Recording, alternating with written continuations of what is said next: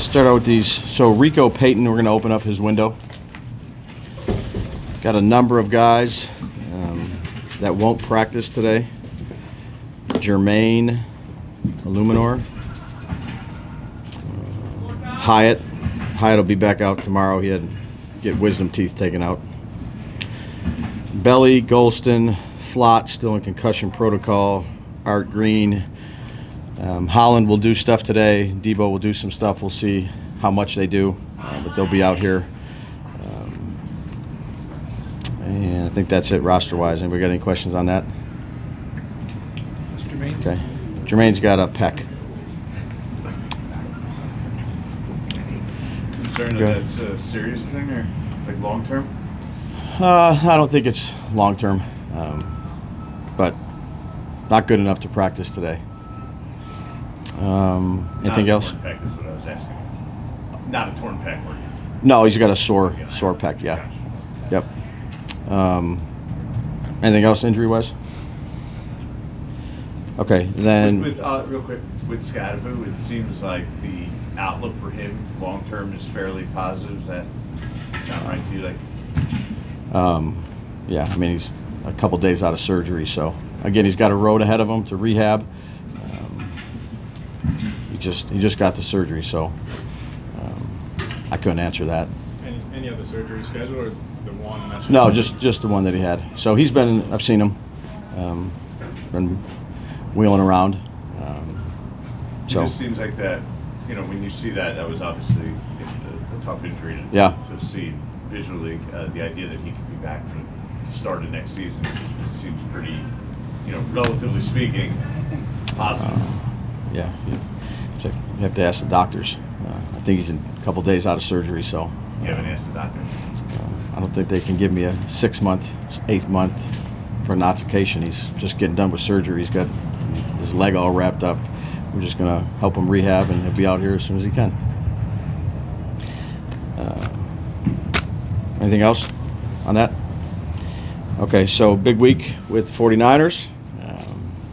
A lot of good football players. They just played Houston on the road. Offensively, obviously, Coach Shanahan's been there for a while. Got a lot of respect for him and how he's done his business. The years that he's been a head coach and a coordinator in this league. Mac has played for him, and Brock has played in a couple games here, so we'll have to evaluate both of those guys.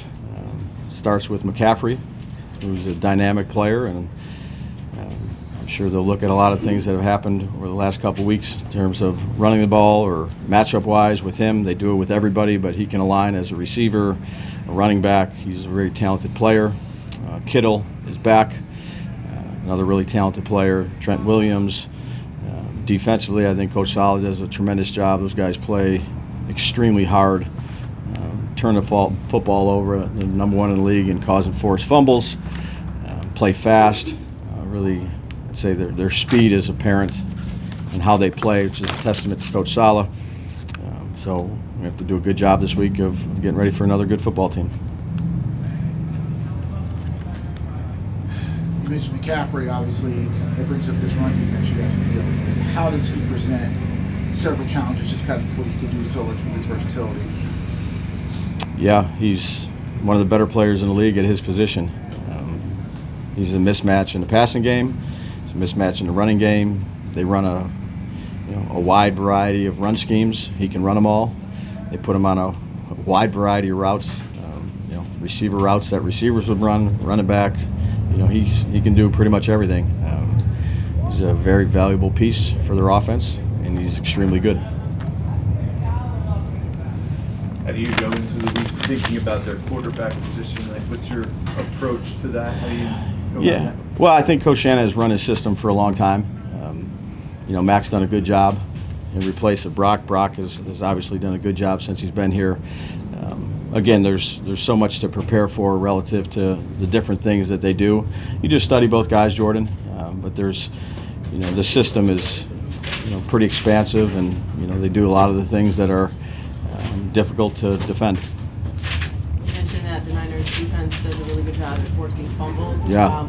With Jackson in the backfield and Devin and Tyrone, what's the most challenging thing that they will face in regards to pass rush and the run defense? Yeah, and I'd say the receivers too. I just think the way that they attack the football and the effort and style that they play with, I think it's the all gas, no brake style, if you will. I've known Coach Sala for a long time, and I just think he's a really good football coach that, those guys play hard. His fingerprints are all over it. We're going to have to do a good job of finishing plays because they rally to the football. They do a great job of punching it out. Technique at the top of holding on to the football. They're long inside. Do a really good job. They did not, the Niners didn't have a very good game last week against Houston. They got on it pretty good. Is a team even more dangerous coming off of a game like that? I think it's the NFL. Again, the first half, you watch some of the things. They've been hit on a couple big plays. One out of the backfield, it was cover one. The defender lost his man, so they ran for 50. Stroud made a really nice throw on one of the downfield throws. But I thought they did a really good job in the red zone on some 3rd and 1 where it could have got out of hand there, and they didn't. It was a competitive game until the end, relative into going into the fourth quarter. It's a good football team. Got a winning record for a reason. 2 different quarterbacks that have played well. Really good running back, and I'd say very aggressive, just fast defense. Brian, and make plays. I'm sorry. Oh, that's okay. You and Robert were both head coaches in this city, in this stadium, together, different teams, obviously. Mm-hmm. Did you guys form a bond over that? You talk about your relationship with him, or does it go back? Well, I've known him. He was a Michigan State GA too. I was a Michigan State GA, so he's just a good person. I got a lot of respect for. So again, we've talked, we practice against one another, obviously like that, but got a lot of respect for him. Outside of this particular matchup, what have you learned in the past few weeks about Jackson and how he responds to adversity and handles it? I think I've said this before. He's pretty consistent. He focuses on each week. He's spends a lot of time at his craft, works really hard, competitive, does a lot of good things for us. I have a lot of confidence in him.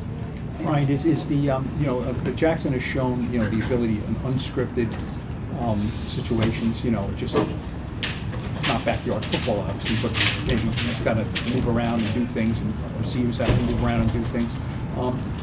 That's obviously, you like that about him, but is there a sense that you hope that things can be more scripted at times, and things don't break down, and he just can get back there, read it, do it? Yeah, I think he can get back there, read it, and do it. And then when it's not there, I think I was asked a question in training camp with that. He has a good feel for the pocket, keeps his eyes downfield, and makes plays. I'd say a lot of the really good ones in this league are able to do that. He was saying how that both the last 2 games they kind of took away the scramble lanes. He expects that's just going to be the case going forward. He had a lot of success scrambling his first couple starts. What's the counter to that then if they're going to rush him like that? Well, if they're sitting back, which I don't really anticipate, San Francisco doing, they get after the quarterback and get off the ball. Again, there's lanes outside. Keep your eyes downfield. Scramble rules. There's a lot of quarterbacks that can scramble in this league with their legs, and you try to do a variety of things against them. So if it's there and he's got an opportunity to do it, he should do it. And if not, we got to do a good job of scramble rules, keeping our eyes downfield, becoming available for him as a passer when he's, like the one to Wandell in Denver. I mean, there's plenty of them. Just play the game. Coach, when outside noise gets so close to home with Carl Banks and his comments on Dexter Lawrence, is that something that warrants a conversation between you and Dex? Yeah, I'd say we just focus on, ourselves and do the best job we can each week to get ready to play a game. We got enough on our plate with getting ready for San Francisco. Dave, you mentioned Cam obviously being here. Malik had his surgery yesterday. Yeah. He's on the back. In their recoveries, obviously that's the priority. But is it important for you to have 2 young players like that, cornerstone players, to still be around this team as you guys move forward here in this season? Yeah, or I'd say the first thing is they got to make sure that we're on the right path in terms of the recovery, and there's a lot of time that's going to need to take place for that. But again, Cam was in here. He was in a meeting. He'll be getting as much treatment as you can. Same thing with Malik. The first thing is their health and try to get them back as healthy as we can, as soon as that may be. Malik will rehab initially in Dallas, right? I think Malik will be back here either tonight or tomorrow. All right. Cornerback, how optimistic are you about Flat this week? And then what do you He's in think- concussion protocol. Okay. And then as far as Peyton goes, when he's healthy, what do you think he can give you guys? Yeah, he'll be out here practicing today, so get a feel for him this week. I just want to confirm, Cam was in meetings. Yeah, Cam was in a meeting today. What Yeah. is he still bringing that energy that we see that he brings on the field to the meeting? What is that dynamic like after? Well, I'd say, with all due respect, this is the first day after or second day after his surgery. I mean, he's all wrapped up. Came, walked around the building, been in the training room. This is an unfortunate injury for all of us.